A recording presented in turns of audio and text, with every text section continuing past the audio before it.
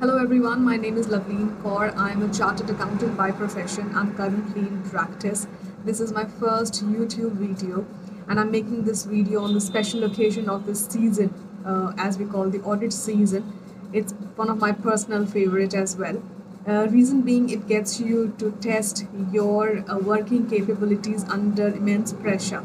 We know कुछ ना कुछ clients हमारे towards the end ही आने वाले हैं, and in order to make sure कि हमारी audit retains the quality that is expected from us as a chartered accountant, as a professional, मैं कुछ rules follow करती हूँ which helps me to do the audit smoothly and in an effective manner. So I would love to share that with you. मैं कुछ videos एक series में बनाऊँगी. This is the first part in which I will be sharing with you कि हम एक list of documents जो हम अपने क्लाइंट से मंगवाएं, ताकि हमारे को सब कुछ एक ही file we have it at one go and हम आराम से अपना काम शुरू कर सकते हैं.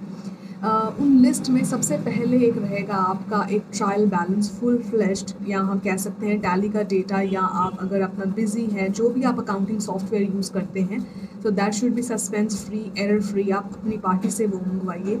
हम अपनी पार्टी से एक और चीज़ मंगवाएंगे कि उन्हें बोलेंगे हमें अपनी पूरी बैंक स्टेटमेंट्स दीजिए, चाहे वो आपका कोई भी लोन अकाउंट है. तो वी विल ऑल्सो नीड एक लोन अकाउंट की डिटेल्स, ताकि हम जो इंटरेस्ट कैलकुलेट करते हैं, हम P&L में अकाउंट में शो करते हैं, क्या हमने वो अच्छे से प्रोपोर्शनेट किया है या नहीं.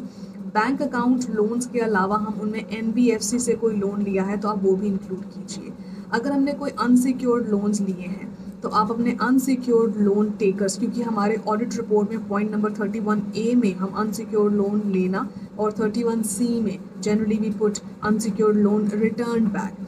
तो उसके लिए आप अपने जिनसे हमने अनसिक्योर्ड लोन लिया या वापस लिया है, even if it is squared off during the year, squared off मतलब हमने पूरा loan within the year लिया and within the year हमने रिटर्न कर दिया, तो क्लोजिंग में कोई बैलेंस खड़ा नहीं है, फिर भी हमें उसकी रिपोर्टिंग करनी है.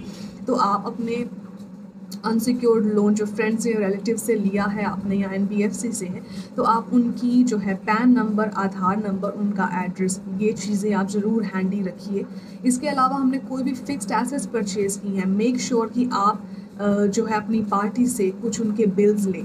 कुछ चीज़ों की वजह से, एक तो हमने point number 18 of the audit report हमने रिपोर्टिंग करनी होती है विद द डेट, तो हम वो भी एक वेरीफाई कर सकते हैं. And also to make sure कि जो हमने GST लगा हुआ है बिल के ऊपर, वो हमने कहीं डिप्रिसिएशन के टाइम पे क्लेम तो नहीं कर रहे हैं, तो हमें वो पार्ट नहीं लेना है.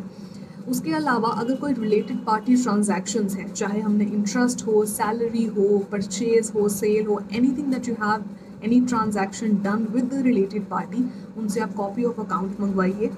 आप एक उनसे डेटर क्रेडिटर की लिस्ट, जैसे हमारा न्यू शेड्यूल 3 बात करता है कि एजिंग ज़रूरी है, डेटर्स की भी क्रेडिटर्स की भी, तो आप उनसे एक तो एजिंग की डिटेल्स मंगवाइए, और साथ ही साथ कुछ third party confirmation at least of a few major and debtors and creditors. Please ensure that you do that. हम also to be on the safe side as well as to give party a confirmation, हम उनसे कुछ management representation letters भी ले सकते हैं, which will include, जैसे हमारा सेक्शन 40A(3) की बात करते हैं कि हमने कुछ भी कैश एक्सपेंसेस, कुछ भी कैश की पेमेंट हमने 10,000 से ऊपर नहीं की है, तो आप एक रिप्रेजेंटेशन लेटर लीजिए. इस हिसाब से आप एक और रिप्रेजेंटेशन लेटर ये भी ले सकते हैं कि क्या हमने जितने भी खर्चे P&L अकाउंट में डाले हैं वो सारे बिजनेस यूज़ के लिए ही हैं.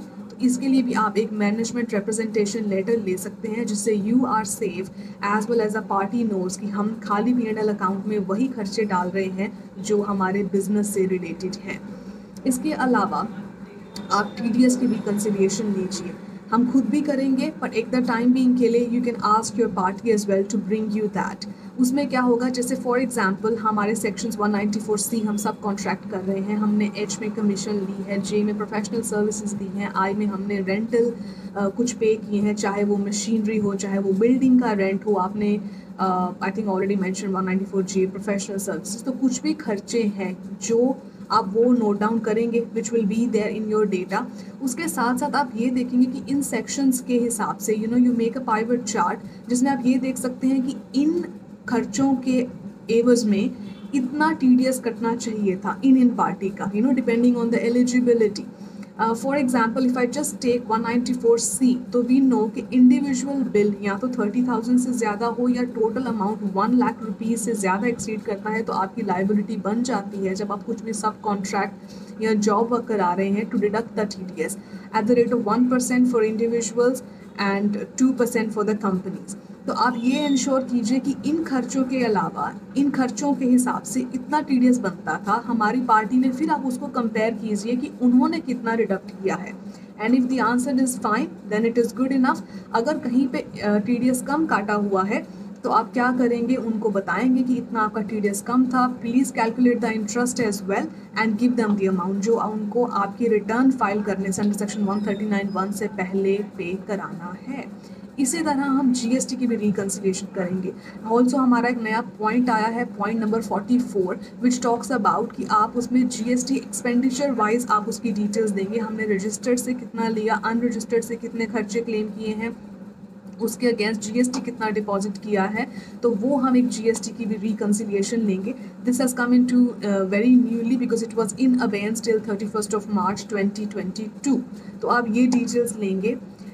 इसके अलावा आप उनसे सैलरी या वेजेस के रजिस्टर मंगवाइए, क्योंकि हमने ESI EPF जिनके ऊपर एप्लीकेबल है हमें उनकी भी डिटेल्स देनी होती हैं ऑडिट रिपोर्ट में कि हमने एम्प्लॉय का जो शेयर था वो हमने डिडक्ट करके उनकी सैलरी या वेजेस में से क्या हमने टाइमली डिपॉजिट कराया है या नहीं। क्योंकि अगर हम नहीं कराते हैं so we know as section 43B very clearly says कुछ चीज़ों का आपको अलाउंस तभी मिलेगी जब वो एक्चुअली में आपने पे किए हुए हैं या नहीं। Also this brings to the point जो हमारा पॉइंट नंबर 26 आता है ऑडिट रिपोर्ट में, which talks about PVDD, paid before due date. आपने कोई भी स्टैट्यूटरी जो हमारे एक्सपेंसेस थे आप 31 मार्च के चेक कीजिए, statutory dues be it your TDS, GST, ESI, EPF, LWF, कुछ भी ऐसे अमाउंट हैं तो क्या आपने वो पे किए हैं, please take the challan from your party. इसके अलावा अगर इंश्योरेंस है तो आपने जो भी आपकी पार्टी ने इंश्योरेंस करवाया है please make sure you take the insurance the premium receipt from them. इससे it will help us to cross verify as well as हमें प्रीपेड में भी कैलकुलेट करने में हमारी हेल्प होगी। So this is, I would say, kind of the checklist that you make sure you have it to ensure कि हमारे पास basic data है when we start to work. And I wish you guys all the very best. This was the first part of the video speaking about the checklist जो हमें not a checklist, the document list that we will need to take from the party. इसके अलावा कुछ भी अगर आपके पास और details है तो प्लीज़ कमेंट बॉक्स में मुझे ज़रूर बताइएगा।